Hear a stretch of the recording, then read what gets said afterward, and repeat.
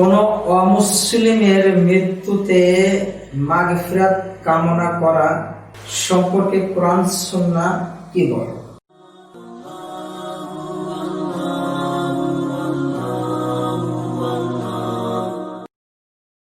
সম্মানিত দর্শক শ্রোতা মণ্ডলী, আল্লাহ সুবহানাহু ওয়া তাআলা আমাদেরকে তার বান্দা হিসেবে এই পৃথিবীতে পাঠিয়েছেন, সেই সাথে দিন আল ইসলাম তথা ইসলামিক নিয়ম ও নীতির উপরে, ফিতরাতের ধর্মের উপরে এই পর্যায়ে এখনো আমাদেরকে বাঁচিয়ে রেখেছেন, ইসলাম অনুযায়ী চলার তৌফিক দান করছেন। এজন্য আলহামদুলিল্লাহ।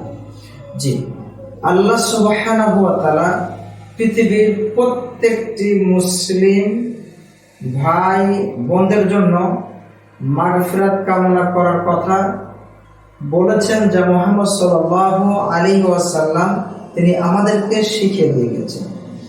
প্রত্যেকটি নেককার পরহেজগার মুমিন মুমিনাদের প্রতি আমাদের দোয়া আছে সর্বদাই, এমনকি এই দোয়া আমাদের চালুই থাকবে।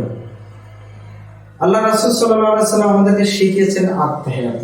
আমরা আত-তাহিয়াতের মধ্যে কি দোয়া করি না? আমাদের সকল মুসলিম মণ্ডলীদের জন্য অবশ্যই করি, আসসালামু আলাইনা ওয়া আলা ইবাদিল্লাহিস সালিহিন আমরা দোয়া করি। বাট প্রত্যেকটি মুসলিমের জন্য আমরা দোয়া করি।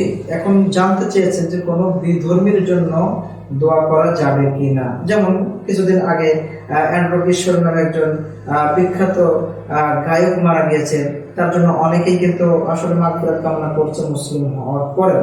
আসলে কোনো বিধর্মী ইহুদি খ্রিস্টান বা যারা আহলে কিতাব, যারা দ্বীন আল ইসলাম ছাড়া অন্য ধর্মের উপরে মারা যায়, তাদের জন্য দোয়া করা যাবে কি না, এই বিষয়ে আল্লাহ সুবহানাহু ওয়া তাআলা কোরআনুল কারীমের একটি আয়াতের মধ্যে স্পষ্টই জানিয়ে দিয়েছেন যে দোয়া করা যাবে কি না।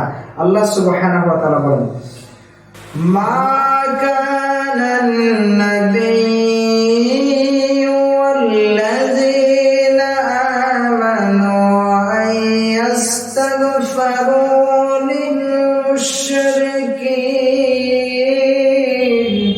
ওয়ালাউ কানু উলিল কুরবা মিন বা'দি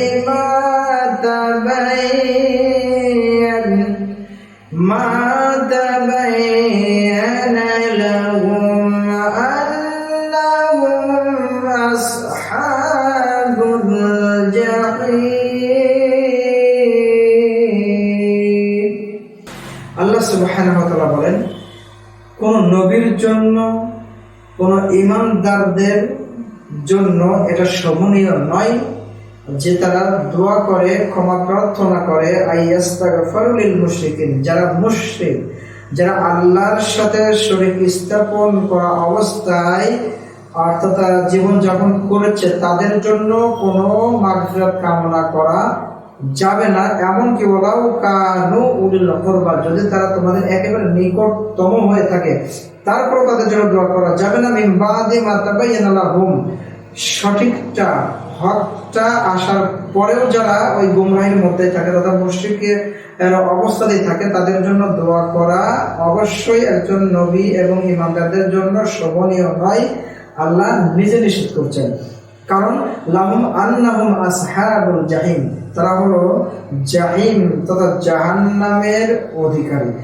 সুতরাং আলোচ্য আয়াতের থেকে আমরা বলতে পারি, একজন বিধর্মী ব্যক্তি মারা গেলে তার জন্য দোয়া করা শোভনীয় নয়, তথা তার জন্য দোয়া করার কথা কোরআন নিষেধ করেছে, সেহেতু আমরা দোয়া করব না, তাদের জন্য আমরা কোনো মাগফিরাত কামনা করব না। আশা করি তোমরা বুঝতে পেরেছেন।